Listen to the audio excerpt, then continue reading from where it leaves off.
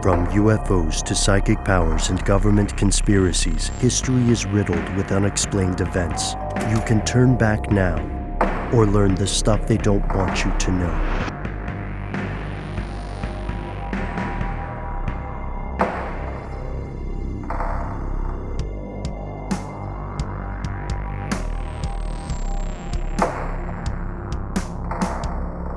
And we're back, and we are jumping over to this fantastic Business Insider article that's just, it's positive, guys. We're going to end this thing on a positive note. Heck yeah. Here's the headline. A 2,000-year-old fast food joint discovered by archaeologists in Pompeii will open to tourists this summer. Oh, thank goodness. Finally. Yes.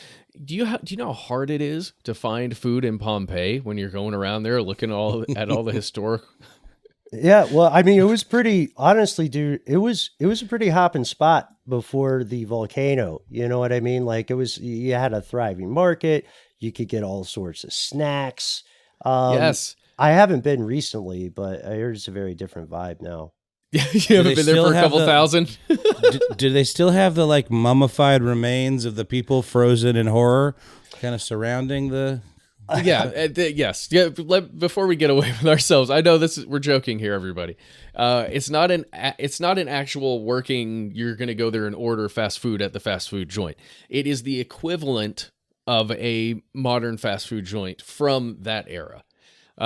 It's really interesting. You can look at pictures of it online. Again, this is a Business Insider article. There was a Telegraph article that I believe was the originating one, but I didn't want to sign in or whatever I had to do with that paywall. So I'm giving it to you from here, so you don't have to do that either. But you can see pictures of it, and it really does look like the front of any little food stand or something that you might encounter probably outside if you're walking around New York or another large city. It's like these beautiful painted frescoes on the front of it, and what looks like just kind of holes in almost a counter where food was served from there. It's really, really interesting. The pictures of chickens on there. Right. I remember with a story where they discovered it initially. We maybe talked about it on Ridiculous History or maybe another Strange News episode, but the latest is they're making it into like you can visit it and tour it and stuff? Yes. It's going to be open on August 12th, at least according to the Telegraph. Cool. And it's known as the Thermopolium, Mm-hmm. and that means hot drink counter. Ooh, fun. It's like a cafe, right? Or a coffee shop. But it's just really interesting stuff, and it's weird to think that 2,000 years ago, humans were doing many of the same things that we do. And society really doesn't look that different over time. The technology improves a bit, which changes it moderately, but really everybody is living, working, eating, and, food, a place that sells food, any kind of restaurant like that is going to exist throughout time. Whether it's a tavern or this little food place. And the whole reason why we're talking about this, guys, is because something else happened. Some news broke over the past week while we were gone. It's a report from the Intergovernmental Panel on Climate Change, or the IPOC, and it's the first time that they've really crunched the numbers as an organization in 7-8 years. I think 2013 was the last time they did a real accounting of, hey, where are we compared to the goals that we set at the Paris, actually that was before the Paris Climate Accords. So that was, the Paris Agreement was 2015. So this is 2 years prior to that. They're going back again and saying, hey, where are we? And I'm going to tell you the headline from the BBC article that I read for this. Climate change. IPCC report is, quote, code red for humanity. It is pretty grim. Got to be honest with you. It feels like that show, was it The Newsroom? I think it was The Newsroom, the show that had on a deputy from I don't know where it was from. I remember the scene clearly. It's a deputy from the EPA or somebody like that saying, yeah, climate change, like humanity is messed up. a person has already been born that's going to die due to catastrophic failure of the planet or something Oh, like yes. Oh, yeah. that. So we've been talking about this for a long time, just to see the raw numbers, to see the reporting from highly respected scientists, experts in their fields, saying, guys, if we don't act yesterday, as in a long time ago, the oceans are going to be so high. You know, they're calculating a rise of 2 meters, like the ocean will rise 2 meters by the end of this century, and possibly a 5-meter rise by 2050. And as I'm reading this article, as I'm thinking about that possible future, you know, obviously I'm biased here. I'm thinking about my son and whatever legacy down the line if he has children. Sure. And you know, it doesn't mean I'm not thinking about everybody else. It's just that's where my focus is. Mm-hmm. I'm imagining you guys in 2,000 years from now. 2,000 years. Okay. Let's say 4021. I'm imagining a team of automated submersibles that are going out and they discover an ancient thing that they're not really sure what to call it. It seems to be some kind of food generating store. It seems to have the word Applebee's on it, and it's just off the coast of Colorado. And they're trying to figure out what it was and what it was used for. But it's now going to be open to the public after they bring it back to the surface. No, that's what I'm seeing in my mind right now of humanity after the Great Flood, I guess. It's not unfounded, you know, if you're a fan of speculative fiction, which is some of the best fiction in the world.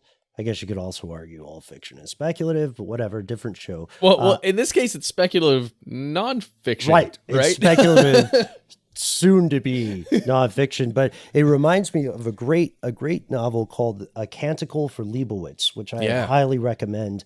Also, you know, Matt, you're spot on. This is what's the name of that Drake album? If you're reading this, it's too late. Mm-hmm. That's what they should have called this report. It is too late. There are ways to mitigate the pattern, but there are no longer ways to stop it. And you can go two ways about this. You can say it's everybody's fault, which is misleading, or you can say it's nobody's one fault, which is still a little misleading, but a little more accurate. I mean, think about it. It's the prisoner's dilemma writ large across a globe, right? If one company does something that would be, forget that. If one country did everything it could, it might lose out, especially if it's some of the bigger countries like the U.S., like China, right? And if this, I would argue, was stymied, the possibility to get a little bit ahead of the terrible things on the way, which again, they are unstoppable. If you were in the U.S., I would start looking toward inland properties next to sources of potable water. Further north, the better. So Great Lakes is about to skyrocket in terms of real estate in the coming decades, not centuries, decades. So what we have to think about is like this progress or the possibility of fixing this problem or mitigating it was tremendously stymied by the Herculean effort that corporations put into passing the blame on you as an individual. It doesn't matter what you consider your politics to be. It does not matter what you think about the thought-terminating cliches that were thrown around, like climate change. It's happening. It's on the way. It's coming to a town near you, like some apocalyptic world tour that happens in multiple places at once.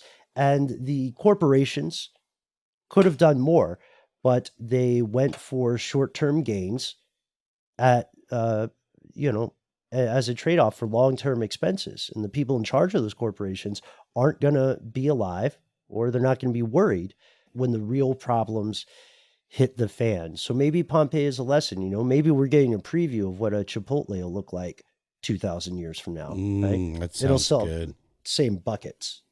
Yeah, that's exactly what it is. It's the buckets. Yep. Or a Ruby Tuesday in their salad bar. So I actually only eat food out of buckets. It's my preferred delivery mechanism. man, oh, that's why KFC is so great, you guys. The buckets. Good for you too. So this is just what I was thinking, you guys. The they in this situation of as in stuff they don't want you to know is Yes. literally anyone, any entity that wields power and influence within the global economy, right? Because like you said, Ben, it's been everybody, and the whole like don't drink out of straws, drive an all electric vehicle, all that doesn't really amount to much at all. Because I mean, the stuff they don't want you to know is that everything has to change. And it is one giant machine that we're all cogs within, right? And every one of these companies is a different, piece, a large component of that machine. So when you think about what these scientists are saying in this report, like we have to stop coal. No matter what, like one of the major things we have to do is stop coal production, stop using coal to generate energy. And if you're going to actually do it, you say, yeah, okay, let's do it. Let's do it next week. All the individual people that work or are in some way associated with one of these plants, their families, or the actual acquiring of coal in mines, anybody that works in the towns where that's the primary source of income. So that's one. Those will be the initial casualties, right? Sure. But then where does the rest of that power come from? Because coal provides a lot of power, at least in the United States and several other places across the world. Where do you get that from? Then it just becomes this massive problem with the casualties growing and growing. But if we don't do something, the casualties are magnified, several times. And that's literally just like that one thing is just the tip of this giant melting iceberg that we all find ourselves in, because then you have to hit meat manufacturing and industrial fishing or whatever you want to call that.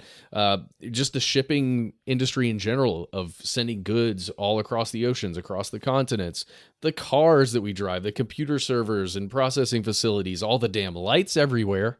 That's I didn't mean to say like that, but your air conditioner, my refrigerator, it's like, y'all, I'm scared. And I just want to go I just want to take a nap. Yeah, well, you should be. Well, you can nap in a cool place, man. Because we're going to see a feedback loop. It's already happening. As those global temperatures rise, more people will rely on power-hungry technology to stay alive. So air conditioning use will skyrocket. At the same time, sources of power. I don't know. I have like two big thoughts about this without TED talking. Hopefully not too late. One, there's a very good argument that the human race overall is a heist film on planet Earth, or like a long con on the planet, because planet Earth will be probably okay. It very much does not need humans. If you look at what has happened in other great extinction events, if this reaches great extinction level, what you see is that some form of life has survived. The human, as an inherently self-interested organism, that's not good news for the human, but it is, I guess, good news for the very rare thing, the only known source of proven life in the observable universe. I just the report that people are talking about, though, this is very important. They outline, if you read the actual report, best case scenarios. Those are not going to happen. You can read them for fun. Worst case scenarios, which are also probably not going to happen. What's going to happen is a slow descent, a world that ends not with a bang, but with a whimper. And we got to give space just to say this. Imagine if you were a country, a developing country. You have been victimized by great powers for a lot of your history. And now you're undergoing something like your own industrial revolution. And the people who made the world the way it is now are telling you that the rules have changed. They are, speaking of circling back, moving the goalpost for you. Dude, great callback. I'll tell you, my thoughts. Yes. And it worries me, and it even scares. I'm afraid to say this on a podcast, seriously, because I don't like what it means, and I don't like that I think it. Mm. I don't think the problem is the humans. That's my dog. See, the problem's the dogs. Mm-hmm. That sounds like I that's knew the it. dog equivalent of snapping fingers at an open mic. All right, yeah. So, I don't think the problem is the humans. Mm. I think it's capitalism. I'm serious. I think capitalism is the problem. And that really does scare me because it's everything that I've known. I don't know if I'm just susceptible to whatever propaganda has been fed to me, ever since I was born, but it does feel like this need to always grow a business, to always grow a customer base. There's no cap. There's no limit. It's just like insatiable by design.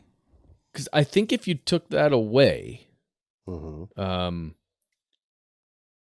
I think humans might be okay and be able to live, but it doesn't mean that one of the other, major ways of doing business and running an economy would be better necessarily. It's just, I think that one in particular is dangerous. Well, first, humans weren't evolved for there to be this many. That's just true. But secondly, yeah, we're talking about organization of complex systems. If we want to be soulless about it, if you think of capitalism as a concept, it is only an ideology, and an ideology after a certain threshold of zealotry becomes inherently dangerous. And so I completely agree. And that leads to the second thing that I thought I was racking my brain. I was like, how do you get the people with the influence to make a difference in this? How do you get them to listen?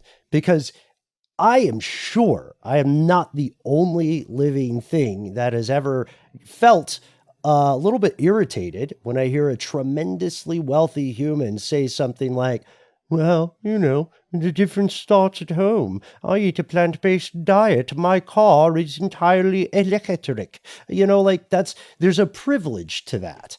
Like a lot of people in the world, would probably be fine with being vegans if it were easy and not expensive, right? And it did. And when I say expensive, before anybody sends the email, I mean in terms of time and accessibility.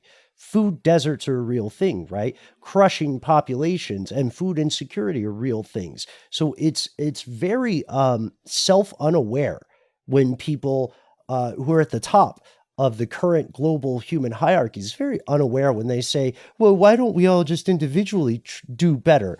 A lot of people literally cannot afford to because of this ideology. Capitalism, not for nothing, is often described as the least crappy system, right? That's basically how it's described. It's not inaccurate, but here's my pitch.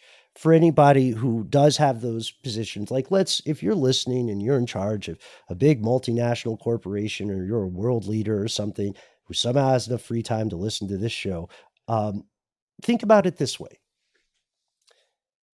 Even if you don't care about those billions of people living now and born in the future whose lives are going to suck, then maybe you'll care about this. Climate change will destroy the economy on a global level. There will be a little stopgap, sure. In the far extreme cases, yeah, there will be a little bunker quite wealthy people can live in with other quite wealthy people. And they have Nestle will run all of them because they'll have all the water. And they'll have a terrible history of getting along because they're not used to having to cooperate. And when climate destroys the ideology, when climate destroys the economy, that means no more profits. And I think that's a way to frame it, which is just as accurate as saying that it will hurt a lot of innocent people, but maybe hurting a lot of innocent shareholders will tip the scale. And I'm not joking. I know you're not joking, but I had a vision of this person you're talking to, listening to the show, just going, all right, we've got to keep the environment just healthy enough that the profits could keep rolling in. Monty Burns. While I hang out in the stars. I mean, do you think it's active like that, though? Do you really think that there are folks at the top that actively just don't care? or feel that they're insulated from it. It's not that they don't care. It's just in order for this to actually happen, they would have to blow up their businesses to a large extent, just to stop a lot of the manufacturing, a lot of the shipping, all of these things would have to cease. And, when you pull the brakes on something like that, even if it's a slow downturn to like lowered levels of manufacturing or whatever it's going to be, it's not easy, and you end up, it's a bad PR move. You lose profits, so your company might go bust, or you might just get acquired by some other large company that then reverses what you're doing. Well, let's take it back to the first story about Philip Morris trying to, making the stand on outlawing cigarettes, but they have another agenda behind it. Clearly, I mean, whatever you can say it's some sort of benevolent thing they're doing for the environment, and people's health, but actually, even if it is that, they wouldn't be doing it if they didn't already have another plan in place. So maybe the things aren't mutually exclusive, but by and large, I think you're right. The capitalism forces those in charge to actively ignore or delude themselves about the harm that they're doing. Dunbar's number has entered the chat. Oh shit! Where's Putin? Yeah, right. I agree. I agree with you guys. This is. Please note, folks, that we are outlining problems, but we are not really proposing solutions.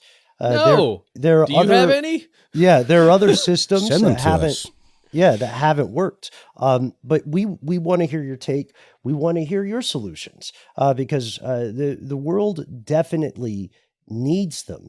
And I hope I didn't blow up the housing market near the Great Lakes, but I'm sure it's already been going through the roof like everything else, and it will continue to do so.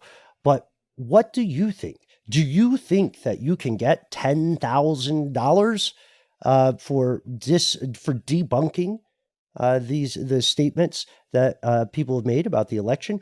Do you think that Philip Morris is totally on the up and up? Or are they just going to be the biggest weed sellers in the Right. next 10 years? And what, if any, are your plans for you, for your children, for those who come after us that we will never meet, for adjusting to what will become a new and likely terrifying normal?